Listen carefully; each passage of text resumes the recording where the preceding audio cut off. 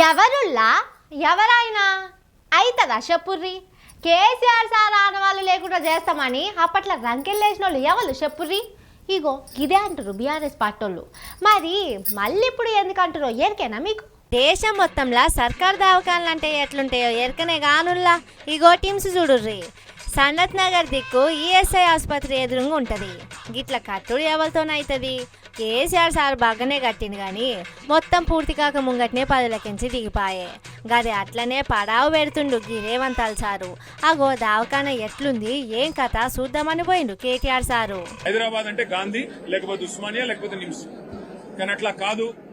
హైదరాబాద్ లోని ప్రజలకు కూడా బ్రహ్మాండమైన వైద్య సేవలు ఢిల్లీలోని ఎయిమ్స్ తరహాలో అందించాలి అనే లక్ష్యంతో కేసీఆర్ గారి నాయకత్వంలో హైదరాబాద్ మహానగరంలోనే 4 చోట్ల Telangana institute of medical sciences పేరిట ఒక బృహత్తరమైన యజ్ఞానికి ఆనాటి ప్రభుత్వం శ్రీకారం చుట్టడం జరిగింది.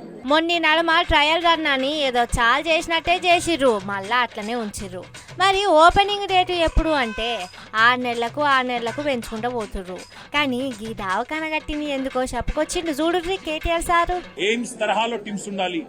All India institute of medical sciences లాగా Telangana institute of medical sciences ప్రాణాపాయ స్థితిలో ఉండే రోగులకి, నిరుపేదలకి, మధ్యతరగతి ప్రజలకి అందరికీ అందుబాటులో ఉండాలన్న ఉద్దేశంతో ఇక్కడ చెస్ట్ హాస్పిటల్ ప్రాంగణంలో 53 ఎకరాల స్థలాన్ని తీసుకుని టిమ్స్ నిర్మాణం చేయడం జరిగింది. ఇందులో ప్రస్తుతం 22 ఎకరాల వినియోగంలోకి వచ్చింది. చాలా అత్యాధునికంగా ఇక్కడికి వచ్చి చూస్తే ఏ కార్పొరేట్ హాస్పిటల్ ని కూడా తలదన్నే విధంగా ఈ రాష్ట్రంలో ఉన్న పెద్ద పెద్ద కార్పొరేట్ హాస్పిటల్స్ కి ధీటుగా ఇవాళ ఈ అద్భుతమైన హాస్పిటల్ కు శ్రీకారం చుట్టినందుకు.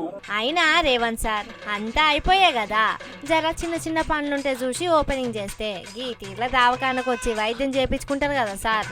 సర్కార్ దవాఖానలు ఎట్లుంటాయో ఎట్లా కంపు కొడతాయో అని గా దిక్కు పోనోళ్ళు ఎంతమంది, గా సొంటోళ్లకు జర నమ్మకం కలిగేయాలి కదా సార్.